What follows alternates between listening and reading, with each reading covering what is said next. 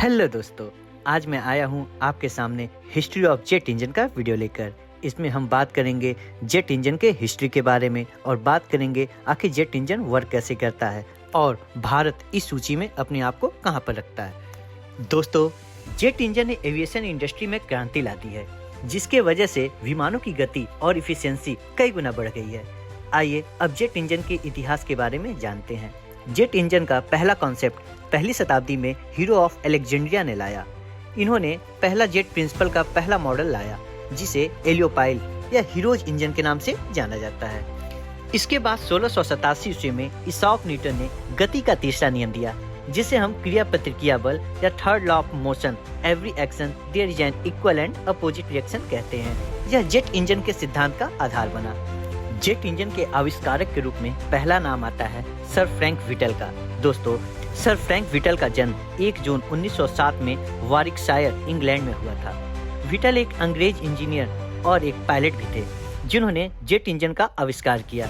Whittle एक mechanic के बेटे होते हुए रॉयल एयरफोर्स में अप्रेंटिस बॉय के तौर पर ज्वाइन करते हैं और अपने जज्बे पर कायम रहते हुए रॉयल एयरफोर्स के क्रॉनवेल कॉलेज से पायलट बनकर आते हैं। दोस्तों, व्हिटल अपने एविएशन के जुनून के साथ 1928 में रॉयल एयरफोर्स के फाइटर स्क्वाड्रन में शामिल होते हैं और जल्द ही 1931 और 1932 में टेस्ट पायलट के तौर पर उभरते हैं। दोस्तों, एविएशन को बदलने के नजरिए से पायलट के बाद इनकी नज़र इंजीनियरिंग की तरफ बढ़ती है और फिर इन्होंने रॉयल एयरफोर्स के इंजीनियरिंग स्कूल में और यूनिवर्सिटी ऑफ कैम्ब्रिज में स्टडी किया। व्हिटल ने जब फाइटर प्लेन उड़ाना शुरू किया तो उस समय उन्होंने एक बात नोटिस की कि उस समय के जितने भी फाइटर जेट थे, उन सबों में पिस्टन इंजन के साथ प्रोपेलर लगे हुए थे। प्रोपेलर जहाज के लिमिटेशन होते हैं। प्रोपेलर हाई डेंसिटी एयर में अपना अच्छा परफॉर्मेंस देता है, जबकि जैसे जैसे एयरक्राफ्ट की हाइट बढ़ती जाती है, एयर डेंसिटी कम होती जाती है और एक लिमिट के बाद प्रोपेलर एयरक्राफ्ट अपने अच्छे परफॉर्मेंस नहीं दे पाते। दोस्तों, इसलिए व्हिटल ने पहली बार 1928 में रॉयल एयरफोर्स कॉलेज के अपने सीनियर को जेट प्रपल्सन के बारे में अपना दृष्टिकोण सामने रखा। हालांकि व्हिटल के विचार को वायु मंत्रालय ने अव्यवहारिक बताकर उनका मजाक उड़ाया और न तो सरकार और न कोई प्राइवेट कंपनी का उन्हें समर्थन प्राप्त हुआ। व्हिटल ने अपने पहले टर्बोजेट इंजन को सन 1930 में पेटेंट कराया और 1936 में अपने सहयोगी के साथ मिलकर पावर जेट इंजन कंपनी की स्थापना की। व्हिटल ने अपने पहले जेट इंजन को सन 1937 में ग्राउंड टेस्ट किया। दोस्तों, व्हिटल की तरह ही एक और वैज्ञानिक थे जो कि एविएशन इंडस्ट्री को बदलना चाहते थे और वो थे एक जर्मन भौतिकी वैज्ञानिक हंस वॉन ओहान, जो कि टर्बोजेट इंजन का उपयोग करने वाले पहले विमान के डिजाइनर थे। फ्रैंक व्हिटल के साथ इन्हें टर्बोजेट इंजन के सह आविष्कारक के रूप में वर्णित किया गया है। हालांकि इतिहास दिखाती है कि वॉन ओहान अभी भी एक विश्वविद्यालय के छात्र थे जब जनवरी 1930 में व्हिटल ने टर्बोजेट इंजन के लिए अपना पेटेंट दायर किया और अप्रैल 1937 में वॉन ओहान से लगभग 6 महीने पहले अपने जेट इंजन का सफलतापूर्वक परीक्षण किया। ओहान ने 1935 में अपना पेटेंट दाखिल करने से पहले व्हिटल के पेटेंट को पढ़ा था। वॉन ओहान ने अपनी जीवनी में कहा कि जेट प्रोपल्सन में मेरी रुचि 1933 की शरद ऋतु से शुरू हुई थी, जब वह गोटिंगेन विश्वविद्यालय में अपने 7वें सेमेस्टर में थे। ओहेन कहते हैं कि उस समय उन्हें नहीं पता था कि उनके अलावा कोई और भी है जो जेट इंजन के बारे में सोच रहा है। दोस्तों, व्हिटल के जेट इंजन में एक डबल साइडेड सेंट्रीफ्यूगल कंप्रेसर, एक रिवर्स फ्लो कंबशन चेंबर, एक सिंगल स्टेज एक्सियल टरबाइन जिसमें वाइब्रेशन को कम करने के लिए कंप्रेसर और टरबाइन बैक टू बैक लगाया गया था। इसमें 10 सिलिंड्रिकल कंबशन चेंबर लगाया गया था, जिसमें सिर्फ एक सिलेंडर को इग्नाइट करने की जरूरत थी, बाकी 9 सिलेंडर उसी इग्निशन से जल उठते थे। दोस्तों, वॉन ओहान ने 1935 में अपने जेट इंजन का लेआउट के डिजाइन किया।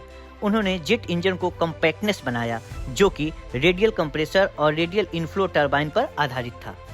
दोस्तों, जेट इंजन अब तक की सबसे जटिल मशीन है।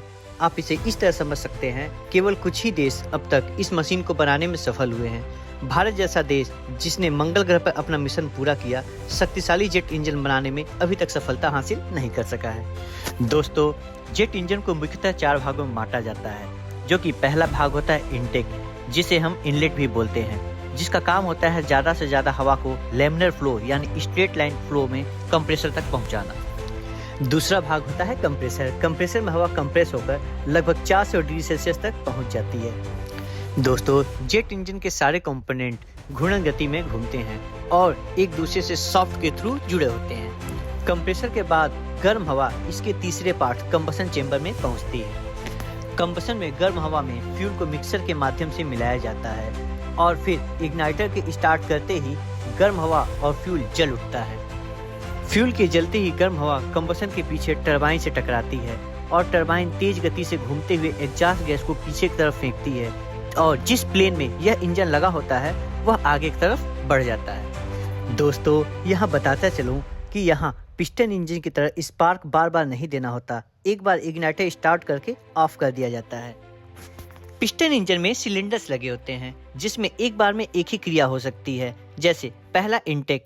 इनटेक में हवा और फ्यूल को सिलेंडर में वाल्व के माध्यम से इंटर कराते हैं। दूसरी क्रिया में एयर इनटेक वाल्व बंद हो जाता है और पिस्टन के माध्यम से हवा को कंप्रेस करती है। कंप्रेशन के बंद होते ही स्पार्क प्लग से स्पार्क प्रोड्यूस होता है। फिर सिलेंडर में फ्यूल जलने से पावर स्ट्रोक पैदा होता है और पावर स्ट्रोक के बाद एग्जॉस्ट गैस एग्जॉस्ट नोजल के थ्रू बाहर निकल जाता है। यहाँ सिलेंडर में एक बार में केवल एक ही क्रिया होती है जो कि इसी साइकिल में बार बार चलती रहती है और इंजन को ऑटो साइकिल बोला जाता है। जेट इंजन में एक बार इग्नाइटर स्टार्ट करके इग्नाइटर को ऑफ कर दिया जाता है। जेट इंजन में सारी क्रियाएं अलग अलग चेंबर में होती हैं और लगातार हवा का। दोस्तों, भारत ने 1980 के दशक में कावेरी इंजन परियोजना की शुरुआत की, जिसका उद्देश्य भारत के लिए स्वदेशी विमान तेजस लाइट कॉम्पैक्ट एयरक्राफ्ट के लिए इंजन बनाना था। इसे गैस टरबाइन रिसर्च एस्टेब्लिशमेंट ने विकसित करना शुरू किया। भारत को कावेरी इंजन बनाने में किन समस्याओं का सामना करना पड़ा, आइए अब इस पे बात करते हैं। जिसमें पहला है तकनीकी जटिलता। दोस्तों, जेट इंजन का निर्माण अत्यधिक जटिल है। इसमें सिंगल क्रिस्टल टरबाइन ब्लेड, उच्च तापमान मिश्र धातु, प्रभावी कूलिंग तकनीक की आवश्यकता होती है। भारत को इन तकनीकों में विशेषज्ञता हासिल करने में समय लग रहा है। जेट इंजन का तापमान उसके कंपोनेंट्स में अलग अलग होता है, जो कि 400 डिग्री सेल्सियस से लेकर 1700 डिग्री सेल्सियस तक पहुंच जाता है। जैसे हाई प्रेशर कंप्रेसर में टेम्परेचर 400 डिग्री सेल्सियस से लेकर 600 डिग्री सेल्सियस तक पहुंच जाता है। उसके बाद कंबसन चेंबर में टेम्परेचर 1700 डिग्री सेल्सियस तक पहुंच जाता है। टरबाइन ब्लेड पर 850 से लेकर 1700 डिग्री सेल्सियस तक पहुंच जाता है, जो कि स्टील को मेल्ट करने के लिए काफी है। इतनी गर्मी सहने वाली सामग्री और कूलिंग प्रणाली विकसित करना भारत के लिए एक बहुत बड़ी चुनौती थी। भारत के पास हाई एल्टीट्यूड टेस्ट फैसिलिटी और आधुनिक विंड टनल्स की कमी है। इसके लिए विदेशों पर निर्भरता बढ़ जाती है, जिससे प्रोजेक्ट में देरी होती है। कावेरी इंजन अभी तक आवश्यक थ्रस्ट टू वेट रेशियो हासिल नहीं कर पाया है। कावेरी इंजन आवश्यक 90 न्यूटन थ्रस्ट के बजाय केवल 70 से 75 न्यूटन थ्रस्ट उत्पन्न कर पाया है। 1998 में परमाणु परीक्षण करने के बाद लगे अंतर्राष्ट्रीय प्रतिबंधों के कारण भारत को कई महत्वपूर्ण टेक्नोलॉजी अभी तक नहीं मिल पाई है। भारत को जेट इंजन के लिए आवश्यक डिजाइन, निर्माण और मेटलर्जी का पर्याप्त अनुभव नहीं है। अन्य देश जैसे अमेरिका, रूस और फ्रांस इस क्षेत्र में दशकों से काम कर रहे हैं। दोस्तों, भारत फ्रांस और रशिया के साथ टेक्नोलॉजी ट्रांसफर की बात चला रहा है। भारत ने कावेरी इंजन परियोजना के माध्यम से जेट इंजन तकनीक के कई पहलुओं को समझा है, लेकिन इसे लड़ाकू विमानों के लिए सफल बनाना अभी बाकी है। हालांकि सरकार और वैज्ञानिक संस्थान मिलकर इस क्षेत्र में आत्मनिर्भर बनने की दिशा में काम कर रहे हैं। विदेशी सहयोग और टेक्नोलॉजी ट्रांसफर से भारत भविष्य में इस चुनौती को पार कर लेगा।